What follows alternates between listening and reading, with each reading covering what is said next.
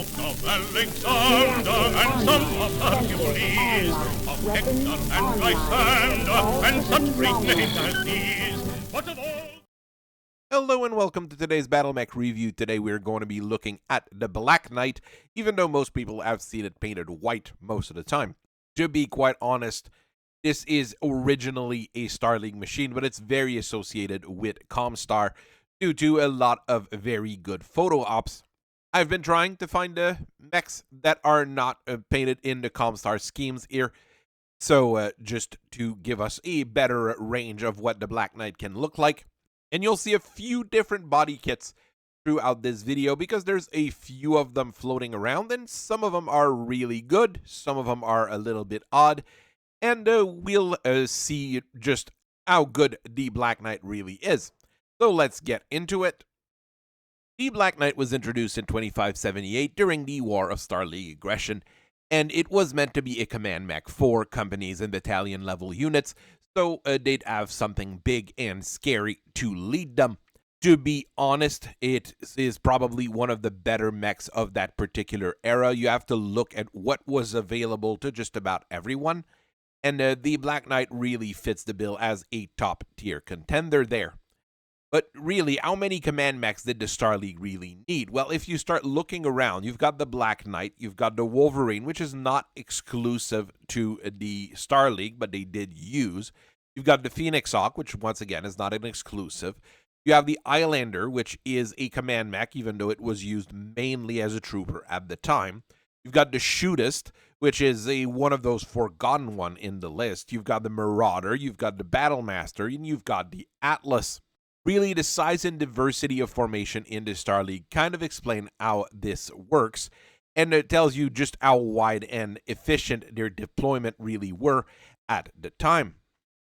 The Black Knight was originally built by Kong Interstellar, a company that never had a very nice stroke of luck. The main source of revenue for them was to produce the various Ost-type battle pods, so the Ostrock, the Ostsoul, the Ost Scout. I don't think they had a license for the Ost War, however, and the Black Knight was actually their first big in-house product. Thankfully for them, though, the design was rather popular with the SLDF, and they got a nice number of production run under their belt before things started turning a little bit sour. And things did turn out quite sour for them. Kong was one of those companies that was the worst hit by the First Succession War. They had a major facility on Loxley, but that one was completely leveled as the Lyran defenders were just happy to let that happen because they didn't like Kong because they were SLDF lapdogs. The remaining facility on Konoth suffered a kind of a better fate, but it was still mainly destroyed. What was left allowed the locals to keep machining new parts, building repair kits for existing Black Knights, but you weren't really able to build brand new machines, or at least not in significant enough numbers. The Black Knight still floated around during the Succession War throughout the various successor states in various downgraded forms, but not that many of them actually. There weren't that many different kits. Really, it was kind of a unicorn design that showed up every once in a while and people were confused by what it was. It wasn't even included in the ComStar original TRO 3025. The only people who really had them in significant number was ComStar, who used them as command mechs for their level 2s and level 3s. They weren't building any more of them, or they weren't even, maintaining them properly, to be quite honest, but they had quite a few of them from when the SLDF actually disbanded because the Black Knight was not a Royal Division mech. It was a standard mech in a way. A couple of them were given to the Draconis Combine during the War of 3039, but I don't think they were meant to be given out, and I've read some reports that some people got fired from ComStar, which generally means you die, and when that happened. What brought the Black Knight back to prominence was really the various Treaty recording of the Battle of Tukayyid. You had a lot of Black Knights painted completely white, obviously, carrying a cleaver-like hatchet and leading the brave and courageous people of the telecom company to fight against the bastards from beyond the periphery. Inner sphere propaganda was really good at the time. Nowadays, if you start digging into it, I would say this was a turning point for ComStar, that led to them basically collapsing over the next couple decades. There was an increase, though, to have more Black Knights available, and it explains the resurgence of the design in various ways later on. Full-blown production of the Black Knight restarted in 3063 when Robinson's Standard Battleworks got a license to build them from Kong. They started pushing out the BL-12 KNT for the Fedcom Civil War, basically. 2 years later, in 3065, Kong finally had enough money to actually be able to rebuild their factories and facilities on Connaught, and they were able to start building all sorts of Black Knights there as well. Of course, the place kind of got ransacked during the Jihad, but it was kind of par for the course for our friends at Kong, and they didn't lose everything that time. At 75 tons, your original Black Knight used a series of advanced command system tied to a Beagle active probe that let it be a better commander and a better scout than a lot of mechs of the time, surprisingly enough. It also used an endosteel chassis in order to save a little bit of weight, but that was really all the advanced bits that were in a Black Knight. Outside of that, it used a very, very, very common Vlar 300 engine to get a speed of 64 kilometers per hour, which would really be the standard for mech this size for centuries. Heck, I would say the Vlar 300 is the engine of choice for the SLDF in a way. The body was protected by 13 tons of standard plates, which is rather thick at the time, while it was cooled by 20 single heat sinks, which is really not enough for what we are going to see in just a moment. The Black Knight was meant to operate on the front line for extended periods of time with limited resupply, which meant its entire weapon suite is built off energy weapons.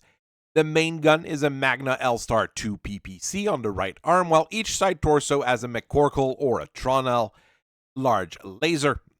At closer range, each arm and each side torso also has a Max LDT, or once again a Tronel medium laser, making it a very, very good brawler, and those are some of the better weapons in that particular range band. Finally, you have a small laser mounted in the head, meaning that you're never really fully disarmed when you're fighting in a Black Knight. You have a nice range of brackets on there. You can shoot at long range, at medium range, and at short range fairly easily. But you are going to start running fairly hot if you start shooting everything. This was probably the only major issue with the Black Knight at the time. While the Black Knight was very popular with the SLDF, it served mainly in the regular line regiments rather than in the fancy royal regiments.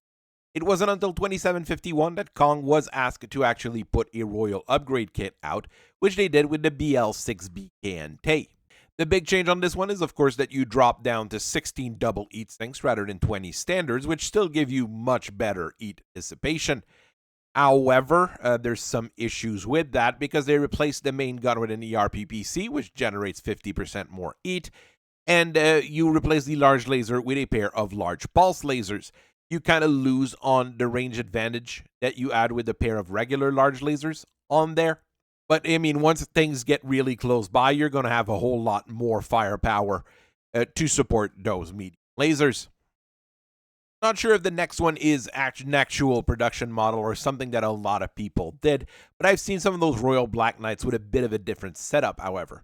The large lasers remain standard, or most of them that I've seen actually have those replaced with ER large lasers, which means they run crazy hot, but you do get very good range on them, and you keep those double heat sinks to keep yourself cool. The big change here, since you do save a little bit on weight, is that you set up 4 tons of jump jet equipments, giving you a jump range of 120 meters, making you a fast mobile sniper. I think this is a better version of that Royal Black Knight, but like I said, this is something that I've seen pictures of, that I've seen some odd specs of, but I've never really seen a production run of. With the loss of orbital endosteel mills during the Succession War, the Black Knight needed a major revamp in order to stay in the field for the various great houses and mercenary outfits that were still using them during the Succession Wars. The BL-7 KNT uses a standard chassis rather than the endosteel one, and you take out the Beagle active probe in order to save on some weight that you were saving with that endosteel. You still needed to cut off 2 tons of standard plates. in order to make it work. But I've also seen some people have the same number of plates, but 18 heat sinks instead. Really, if you kept the 20 standard heat sinks on there and the plates on it, it would still be a very decent mech for that particular era of fighting. The next major Black Knight was the Clan Buster Black Knight, which was used by ComStar during the Battle of Tukayyid. This one was coded as BL9KNT, and it became the poster boy of the Clan Buster movement and was reproduced by just about everyone quite a few times.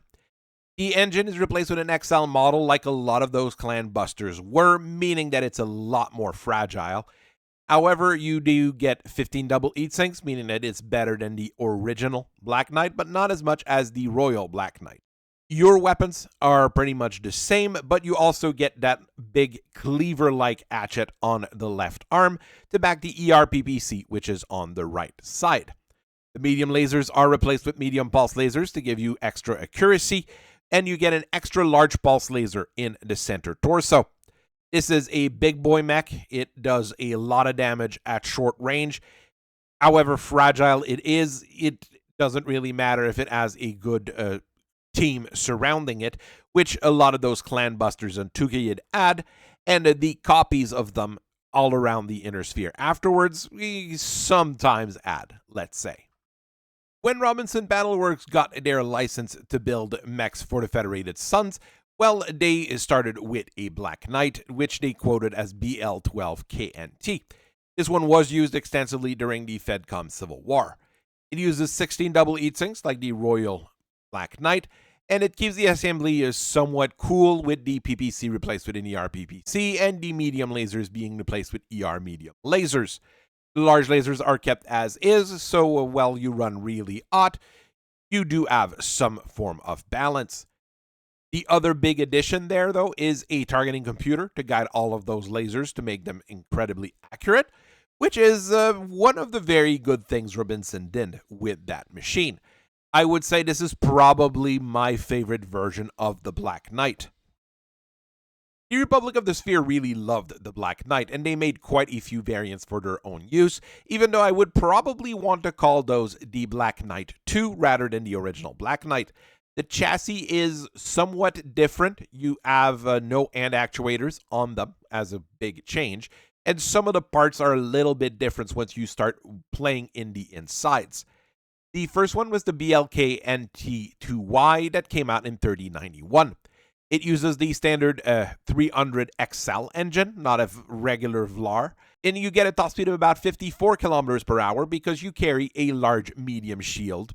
Large medium, that's a weird thing to say, on the right arm. For weapons, you have a left arm mounted PPC and large laser, while the shield arm also carries a large laser, which you will not be able to use if you're protecting yourself with said shield. You get an extra medium laser in each side torso, and you get a whole lot of electronics with a Guardian ECM, a C3 slave unit mounted in the head, and a targeting computer to guide all the weapons. 3095 saw the introduction of the BLK NT3A, which follows the same kind of idea with a medium shield on the right arm slowing it down, but the engine is increased in order to compensate for this time with a 375 XL. This one doesn't include any of the fancy electronics, however, but you still get a decent amount of weapons with a pair of ER large laser and a quartet of ER medium lasers. It gives you an okay engagement range at various brackets there. And once thing gets even closer, you get 2 ER small lasers and a flamer to take care of infantry. I've actually seen some of these bad boys using triple strength myomers on top of everything, but those are quite rare, and I think they were test beds for what is to come. And speaking of, well, the BLK NT3B actually has triple strength myomer mounted on as stock. This one uses kind of the same kind of equipment, a 375 XL, a medium shield, and that triple strength myomer, which will give you a theoretical top speed of 86 kilometers per hour, or even faster if you actually lose that shield. The weapon setup is composed of a pair of ER large laser, and then 2 of each ER small, regular small, and small pulse lasers. This allows it to control its heat really well and keep the triple strength myomer active at all time. The problem is you do lose quite a bit on range for that, and I'm not sure it's as efficient as you would think. I would prefer a machine that's able to engage at more various range rather than being able to be a little bit faster, get close by, and shoot a lot of small lasers. Your mileage may vary. You might have had a better experience with those things than I did. The Republic of the Sphere did have access to quite a bit of clan technology, so they decided to start integrating some in the 3127 BLK-NT 4D. You still have that medium shield, and this one uses an XL300 to give you a speed of 54 kilometers per hour most of the time. Where you have a very nice set of weapons, though, is a pair of arm-mounted plasma rifles, which are sharing 3 tons of shooting foam in the torso. And to back all of this up, you get a Clan ER PPC, 2 Clan ER medium lasers, 2 Clan ER small lasers, and 2 Clan small pulse lasers. All of those lasers can actually be swapped with inner sphere ones if you're broke or if you don't have access to them. The only thing that can't be easily swapped is that PPC. For electronics, you do get a very fancy Angel ECM system to give you a very big and powerful ECM bubble around your mech. The last of the BLK-NT series is the 5H, which uses a light 300 rather than an XL 300 in order to increase its survivability. You still get the medium shield, but the rest of the weapons are all to clan standard as well. You have an ER PPC and a pair of Clan ER large laser, meaning that you will be able to be one of the better snipers out there. Once things get closer, you get a pair of ER medium lasers and ER small lasers, which have very good range brackets. Finally, against infantry, you get 2 small pulse lasers, and some of them were also equipped with triple strength myomer, so this is probably the final evolution of the BLK-NT Black Knight 2. While you had a whole lot of Republican Black Knights showing up, Robinson Battleworks actually started working on the original and did an upgrade kit for that 12 series that they made. In 3130, they put some money down and also bought some parts from Clan Seafox to make the BL-18KNT. This one uses 20 Clan double heatsinks, making the design probably the coolest of all Black Knights. And all the weapons are upgraded to Clan Standard, so you get an ER PPC, 2 ER large lasers, and 4 ER medium lasers, all to Clan Standard, giving you a massive amount of punch. You also get a small pulse laser in the head, which will be very useful against infantry, and once again makes your mech, well, pretty decent if bad things were to happen to all of your sides. You have a targeting computer on top of all of this to make things extremely accurate. You also have a Beagle active probe to help you detect various things, and to save weight for all of that, you use a light engine. Pretty sure Robinson in a few years will be able to talk to GM, and GM will be able to provide them clan-graded XL engines that they're now able to build, but this is the standard we're dealing with right now. Surprisingly enough, there is no 2C or C version of the Black Knight, probably because it was a standard line battle mech rather than a royal battle mech. What we do have, however, is something that came out of the Pueblo Initiative, which is an Omni-Mech refit called the Spirit Walker. The Pueblo Initiative was basically a Clan Coyote's way of getting as many Omni-Mechs as possible, as quickly as possible. And they had a few different ones there, which used that original chassis from regular battle mechs to try to convert them to Omni-Mechs. To save on time designing it, it was basically a Black Knight with the serial numbers filed off, and the Spirit Walker served decently well for the time, but its back armor was really weak, it had a clunky disposition, and some of the pods were hard to adapt to it, so whenever newer Omni-Mechs became available, this one just went to the wayside. I do prefer my Black Knights to have a standard engine rather than an XL or even a light one. It's meant to be a command mech, well, yes, but it also is a very nice brawling trooper and is able to take a beating if it doesn't have those extra parts. The fact that it doesn't have any ammo means that you're not going to die of an ammo explosion, and you can actually overeat, and you're not going to die from the ammo just cooking off. I do like having an hatchet on it rather than a medium shield as well. You can go with a sword if you want to be fancy. A good offense is really the best defense when you're dealing with battle mech combat, and a lot of those Republican Black Knights really don't sit all that well with me.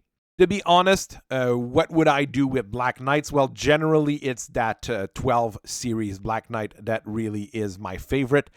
And I'm able to generally turn any 7 series or 6 series Black Knight into a 12 series, given a little bit of time and a little bit of money. And that's the one that I would recommend people look at as the better one in the list. So I thank you for listening to me for so long. I hope you guys have a very nice rest of your day. And I'll see you guys later. Bye-bye.